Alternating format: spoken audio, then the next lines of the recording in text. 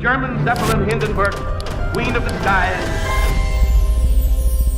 3rd May 1937, when a massive airship takes off from Frankfurt, Germany, heading straight to New Jersey, America. It had 97 people on board, 36 passengers and 61 crew members. Yes, Hindenburg was the world's largest airship, 245 meters long. Compare it to today's Boeing 747 and you'll realize how massive it was. The Titanic, once the world's largest ship, was only 24 meters longer than this. That's why it was called the Queen of the Skies and was the pride of Nazi Germany. The view inside was absolutely stunning. Separate rooms, a dining area where everyone ate together, a lounge with a grand piano, and even a space for reading and writing. The ticket price was $700, which is over $7,000 in today's money, meaning only the rich could afford to travel in it. Now the story moves to 6th May 1937. After a 3-day journey, Hindenburg reaches America, set to land at Lakehurst Naval Air Station in New Jersey. It was 7 p.m., and the airship was slowly descending. People on the ground were holding its ropes to help it land, a unique landing method. A huge crowd had gathered to watch, as it was a historic moment. Cameramen were there too, filming the landing, but the weather was a bit off. Clouds covered the sky, and strong winds were blowing. The captain took a sharp turn to align the airship with the wind.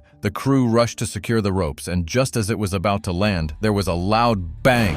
In an instant, the entire airship was engulfed in flames. In just 34 seconds, it crashed and burned to ashes. This Hindenburg disaster was an incident that shook the world. The crash of the Hindenburg, an airship destroyed in less than half a minute, seared and scorched skeleton of what was once a mighty air. The big question was, why did this happen? Experts tried to find the reason, and 3 theories emerged. The first theory was sabotage. Someone deliberately destroyed it to crush Nazi Germany's pride. Some believed an anti-Nazi activist or another country had hidden a bomb inside, causing the sudden explosion. Others even said Adolf Hitler himself had his own country's airship blown up with a bomb. Why? Well, the man behind the company making these airships was Hugo Eckener, who openly spoke against Hitler and the Nazis. Speaking out against Hitler back then wasn't easy. In 1933, when the Nazi Party came to power, Hitler tried to arrest Eckener, but German President Paul von Hindenburg stopped it. Yes, the president's name was Hindenburg too, and that's where the airship got its name. In 1936, when this massive airship was ready, Hitler's propaganda minister Goebbels asked Eckener to name it after Hitler, but Eckener refused and called it Hindenburg. Some claimed Hitler, out of jealousy, planted a bomb to ruin it and tarnish Eckener's reputation. Even earlier, when Hindenburg took its first flight, the Nazi government used it for propaganda. Look at the photos. Nazi flags were painted on its tail. Eckener was strict about safety, but when the Nazis took over, they put their own unqualified people in charge. Safety standards were ignored, and on its first flight, it nearly crashed, though it got badly damaged. The second theory blames static electricity for the blast. You've studied static charge in school, right? A charge built up in Hindenburg's metal frame, and when it sparked, the hydrogen gas caught fire. The pilot's sharp turn might have triggered it. The third theory was a lightning strike. The weather was bad, so maybe lightning hit it, igniting the hydrogen. Which theory is correct?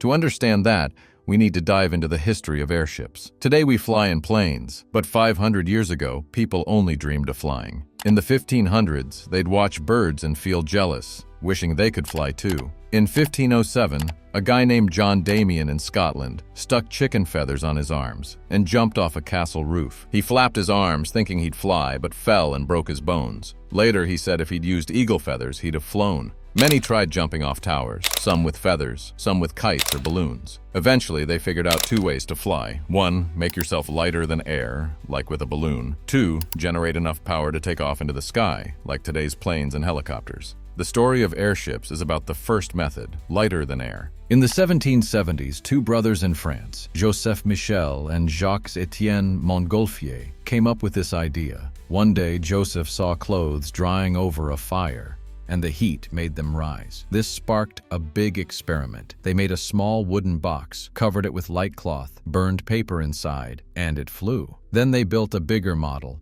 They did their first test flight. They burned wool and hay, and it flew 2 color. The next year, in 1783, they did a public demo in front of France's King Louis. They flew a duck and a hen, and the king was impressed. That's how the hot air balloon was born. Moving ahead to the 1850s, a boy in Germany named Ferdinand von Zeppelin saw balloons during the American Civil War and got hooked on the idea of airships. In 1891, he left the army and focused on airships. His plan was to use multiple gas bags and a rigid structure to build a big airship. In 1898, he got funding and made LZ-1, which is why we call them Zeppelins today. It ran on hydrogen gas, which can catch fire easily, while America used safer helium. In 1900, LZ-1 took its first flight, but got damaged during landing.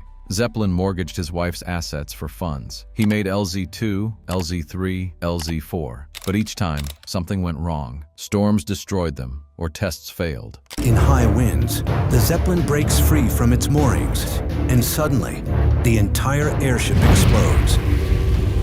Finally, in 1908, LZ-3 succeeded, and the government accepted it. Zeppelin's hard work paid off, but he died in 1917. Then Hugo Eckener stepped in, making airships commercial. In 1924, LZ-126 flew 8,000 kilometers in 80 hours and landed in America, where people called it the Angel of Peace. But in 1933, when the Nazis took power, Eckener clashed with Hitler. Investigations into the Hindenburg Disaster showed it wasn't Hitler or a Nazi plot. The most likely cause was a hydrogen leak and a static electricity explosion. This accident ruined airships' reputation. People realized how risky hydrogen was. Helium existed, but America banned its export. By the 1940s, planes got better. Speed, reliability, cost, everything improved. Airships moved at 100 km/h, while planes hit 700 to 1,000 km/h. In bad weather, airships were more vulnerable too. That's why our generation never saw them. It's a pity, because traveling in them was a unique experience. Flying slowly, low altitude, big windows with amazing views. What a sight it must have been. The good news is airships might return in the future. In 2017, a UK company, Hybrid Air Vehicles, tested Airlander 10, which runs on helium and is safe. It emits less carbon than planes and has lower fuel costs. After 2030, they might start commercial flights. How will it be? Only time will tell.